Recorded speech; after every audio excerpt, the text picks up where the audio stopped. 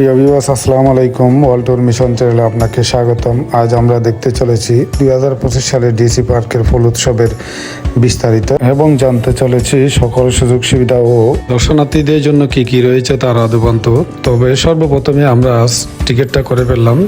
প্রতি টিকিটের মূল্য 50 টাকা এবং শিশুদের জন্য ফ্রি। কাউন্টার থেকে টিকিট নিয়ে আমি এসে দাঁড়ালাম প্রবেশ গেটের মূল অংশে, যেখানে সারিবদ্ধভাবে দর্শনার্থীরা প্রবেশ করতেছে মূল গেট দিয়ে।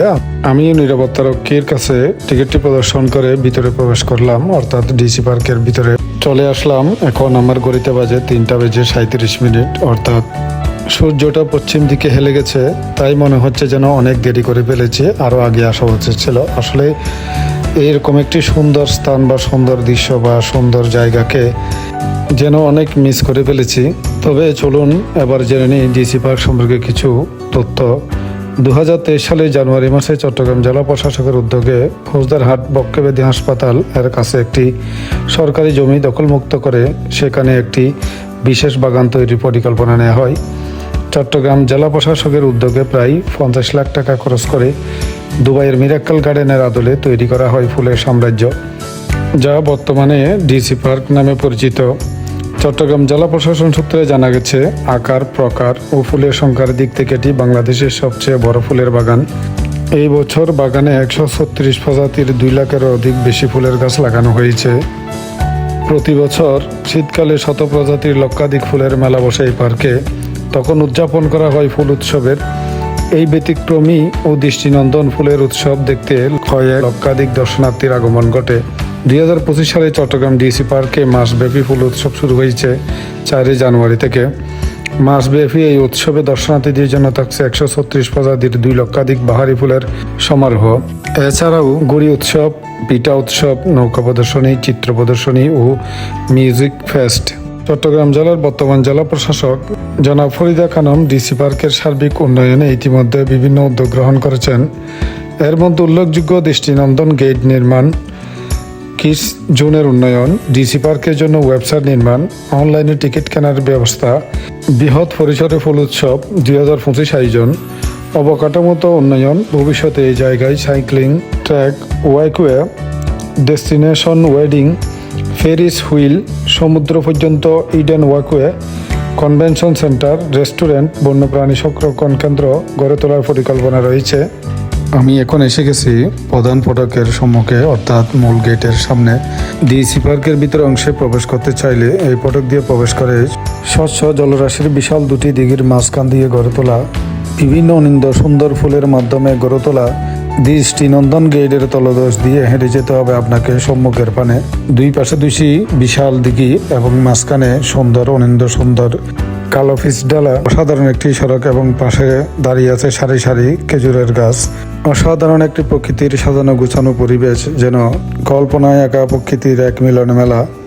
অনন্ত সূর্যের রক্তিমাভা আর বিশাল দিঘির স্বচ্ছ জলরাশির শীতল হাওয়া শরীরকে যখন স্পর্শ করে ছুঁয়ে যাচ্ছে, তখন এক অসাধারণ অনুভূতি কাজ করতেছে। আর সেই মুহূর্তে সম্মুখ পানে চেয়ে দেখি বিশাল জায়গা জুড়ে অনিন্দ সুন্দর এক মঞ্চ এবং বসার স্পেস বা জায়গা, যেখানে সঙ্গীতের তালে তালে মানুষ হারিয়ে যাচ্ছে আনন্দের এক গহ্বরে। আমিও সেই মুহূর্তের সাক্ষী হতে চাইলাম, কিন্তু দুটোই একসাথে কখনো সম্ভব না। তাই আগে জায়গাটা 2 চোখ ভরে দেখে নেওয়ার সিদ্ধান্ত নিলাম। তাই অগ্রসর হলাম সম্মুখের পানে। প্রথমে সিদ্ধান্ত নিলাম আগে উত্তর পাশ থেকে দেখে আসব। তাই আমি লেকের পাশ ধরে উত্তর দিকে অগ্রসর হতে লাগলাম এবং পশ্চিম পাশে অসাধারণ সব গান বাজনার তালে তালে ফুটিয়ে চলছে কণ্ঠশিল্পীরা। আমি এখন সেদিকে মনোযোগ না দিয়ে ছুটে চললাম সামনের দিকে, অর্থাৎ দিঘির মাঝখানে রাখা হয়েছে অসাধারণ সব ফুলের সৌরভ, অর্থাৎ ফুলের বাগান, ভাসমান ফুলের ডিসপ্লেও বলা হচ্ছে। এখন আমি আপনাদেরকে সে অংশটাই দেখানোর জন্য নিয়ে যাচ্ছি। তাই অগ্রসর হলাম সামনের দিকে। প্রচুর মানুষ সেই ফুলের মেলা দেখার জন্য আগ্রহ নিয়ে যাচ্ছে এবং ছোটোখাটো একটু জামও লেগে গেছে। আমিও তাই চিন্তা করলাম সেই ফুলগুলো দেখে আসার জন্য। তাই গেলাম টিকিট সংগ্রহ করতে। একটা টিকিট 30 টাকা করে জনপ্রতি, অর্থাৎ একজনের জন্য 30 টাকা একটি টিকিট। আবার এখানে আরেকটি টিকিট সংগ্রহ করতে হবে দেখতে হলে। তাই আমি টিকিট সংগ্রহ করে নিয়ে আসলাম। সংগ্রহ করে নিয়ে এসেই দায়িত্বরত সিকিউরিটি গার্ডকে আমি আমার টিকিটটি প্রদর্শন করে ভিতরে চলে গেলাম এবং বাঁশ এবং গাছ দিয়ে তৈরি করা সাঁকো দিয়ে আমি হেঁটে যেতে থাকলাম পুকুরের মাঝখানে, যেখানে রাখা হয়েছে অসাধারণ সব ফুলের বাহার। অনেকদিন পরে এরকম সাঁকো দিয়ে হাঁটতে খুবই ভালোই লাগছিল। ছোটবেলায় যখন গ্রামের মেট্রোপথের কোথাও বেড়াতে যেতাম তখনই এইভাবে এইরকম সেতু দিয়ে নদী পার হতে হতো। জীবনের অনেকটা বছর পেরিয়ে এসে মনে হচ্ছে সেরকম একটা অনুভূতি কাজ করতেছে। তো আমরা এখন চলে আসলাম ফুলের বাহার যেখানে রাখা হয়েছে, অর্থাৎ ঠিক পুকুরের মধ্যখানে পানির উপর ভাসমান বেলা তৈরি করে সেখানে রাখা হয়েছে হাজার হাজার ফুল এবং মধ্যখানে একটি ফোয়ারও আমরা দেখতে পাচ্ছি। তো অসাধারণ সব ফুল, সবাই অবশ্যই ছবি তোলা নিয়ে ব্যস্ত। আমি আছি আপনাদের জন্য ভিডিও সংগ্রহ করার কাজে। ফুলের মাঝখানে পানির ফোয়ারাটা ফুলের সৌন্দর্যকে আরও অনেক গুণ বাড়িয়ে দিয়েছে এবং ফুলের বাহারি রং ও ঝর্ণার রিমঝিম শব্দ এক অনন্য পরিবেশ তৈরি করেছে, যার ফলে দর্শনার্থীরা যে যেভাবে পারে বা বিভিন্নভাবে ছবি তোলায় ব্যস্ত হয়ে পড়েছে। বিভিন্ন বয়সের বিভিন্ন শ্রেণী পেশার মানুষ বিভিন্ন এলাকা থেকে দূর দূরান্ত অনেক জায়গা থেকে ছুটে এসেছে এই ফুলের বাহার দেখার জন্য। কেউ একলা, কেউ প্রিয়জন বা কেউ পরিবার পরিজন নিয়ে এই ফুলের বাহার দেখার জন্য বিভিন্ন প্রান্ত থেকে একত্রিত হয়েছে এই অনিন্দ্য সুন্দর সমাহারের সমাবেশ দেখার জন্য। শখ এবং সুন্দরের কাছে বয়স যেখানে হার মেনে যায় তারই একটি প্রমাণ এখানে। সকল বয়সের লোকের সমাগম ঘটেছে এই মিলন মেলায়, শিশু থেকে বৃদ্ধ পর্যন্ত।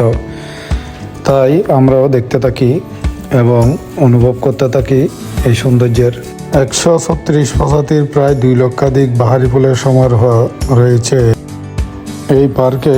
সব দেশি বিদেশি ফুল ও ফুলের সমারোহ আছে। টিউলিপ মূলত শীত প্রধান দেশের ফুল। নেদারল্যান্ড সহ বিশ্বের অনেক দেশেই টিউলিপ ফুলের বাগান পর্যটকদের জন্য বিশেষ আকর্ষণের বিষয়। ফুলের বাগান ছাড়াও রয়েছে রেস্টুরেন্ট, নৌকা ভ্রমণ, kayaking, sunset view point, selfie corner, kids zone, fishing এর ব্যবস্থা। গ্রামীণ মেলাও বাঙালি জাতির ঐতিহাসিক ঐতিহ্য সব তুলে ধরা হয়েছে এই পার্কে। আমরা এখন দেখতে দেখতে সেই সব দৃশ্যগুলোই চোখ জুড়িয়ে যাচ্ছে এবং কখনো কখনো হারিয়ে যাচ্ছে নিজের অতীতের সেই ছোট্টবেলার স্মৃতিগুলোর কাছে। এই জন্যে আসলে ছোট ছোট সোনামণিদের হাসি মাখা মুখ ও আনন্দ উল্লাস দেখলে মন জুড়িয়ে যায়, মনে হয় যেন আবার ফিরে যায় শৈশবে। আসলেই তো সেটি আর সম্ভব নয়, কারণ জীবনে যেটি একবার হারিয়ে ফেলে সেটি ফিরে পাওয়াটা খুব কঠিন ব্যাপার। সেটি হলো বয়স এবং সময়। এটি শেষ হয়ে গেলে আর ফিরে পাওয়া যায় না, কিন্তু জীবনের চিন্তাবিহীন সময়টুকু ফেলে আসলে আর কোনোভাবে সেইখানে ফিরে পাওয়ার মতো সুযোগ নেই। সেই সময়টা উপলব্ধি করার এবং জীবনকে উপলব্ধি করার একটি সময়, সেটা হয়তো বুঝে ওঠার মতো অনেকেরই কপালে বা সৌভাগ্য জুটে না। এখন আমরা কিডস জোন দেখা শেষ করে দিঘির উত্তর প্রান্তের শেষ সীমানায় পার ধরে আমরা অগ্রসর হতে থাকলাম সামনের দিকে। দুপাশে রয়েছে সারি সারি গাছ এবং সাজানো হয়েছে অনেক প্রজাতির গাছের মাধ্যমে। খেজুর, নারিকেল সহ অসংখ্য প্রজাতির গাছের মাধ্যমে গড়ে তোলা হয়েছে সবুজের সমারোহ। আমরা সেই সবুজের এবং দিঘির পাড়ের সৌন্দর্য অবলোকন করতে করতে চলে আসলাম মঞ্চের কাছেই। এসে একটি সামনের দিকে সিট আমরা বসে পড়লাম।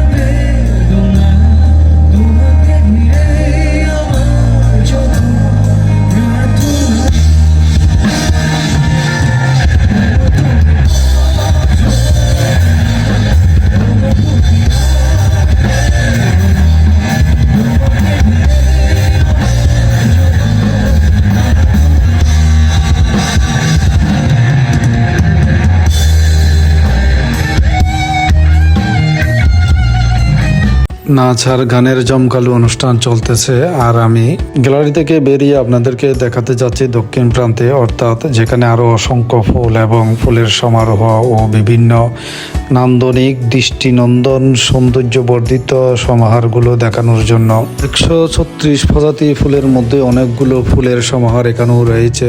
বিভিন্ন আলপনা এবং ডিজাইনের মাধ্যমে সৌন্দর্যকে ফুটিয়ে তোলা হয়েছে।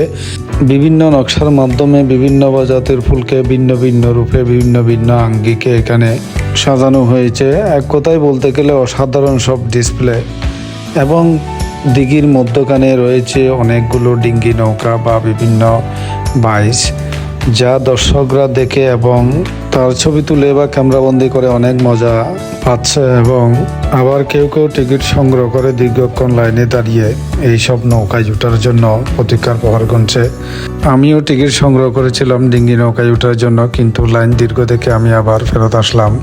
প্রতি টিকিটের মূল্য 50 টাকা, কিন্তু একটি ডিঙ্গি নৌকায় 4 জন উঠতে পারবেন। অবশ্যই 200 টাকা দিতে হবে। যদি আপনারা একজনও হন তাহলে আপনাকে 200 টাকা করে পেমেন্ট করতে হবে এবং সময় পাবেন আপনি 15 মিনিট। এই 15 মিনিটের জন্য আপনি টিকিটে ঘুরতে পারবেন একটি নৌকা নিয়ে। মূল্য হিসেবে আপনাকে পরিশোধ করতে হবে 200 টাকা। 1 জন থেকে 4 জন পর্যন্ত আপনারা এই নৌকায় চড়তে পারবেন। এখন আবার আমরা চলে আসলাম ফুলের সমাহারে। ফুলের সমাহারগুলো দেখে সবাই আবেগ আপ্লুত হয়ে যাচ্ছে। কেউ কেউ সেলফি তোলায় ব্যস্ত, বা কেউ আবার ফুলের সাথে নিজেকে জড়িয়ে ক্যামেরাবন্দি হতে অনেক নিজের অঙ্গভঙ্গিমা প্রদর্শন করছে। ডিসি পার্কের এই অংশটাই এক প্রকার দুবাইয়ের মিরাক্কেল গার্ডেনের মতোই হুবহু করা হয়েছে। এখানে অনেক ধরনের ডিসপ্লে করা হয়েছে। অনেক ধরনের ফুলের সমাহার দিয়ে বানানো হয়েছে একটি বিশাল ময়ূর। সেই ময়ূরের সামনে আমি এসে পড়লাম। পানিতেও রং বেরঙের বিভিন্ন আলপনা দিয়ে সাজানো হয়েছে এবং ময়ূরকে ঘিরে অনেক দর্শনার্থী ভিড় করছে এবং দেখার জন্য ও ছবি তোলার জন্য আগ্রহ করতেছে। আমিও ময়ূরের সবটুকু অংশ দেখার চেষ্টা করলাম। অনেকগুলো ফুলের সমাহার এবং সৌন্দর্যের প্রতিফলন ঘটানো হয়েছে এখানে। আসলে ফুলকে ভালোবাসা নেয় মানুষ পৃথিবীতে মেলাবার। ফুলের প্রতি সবার ভালোবাসা রয়েছে।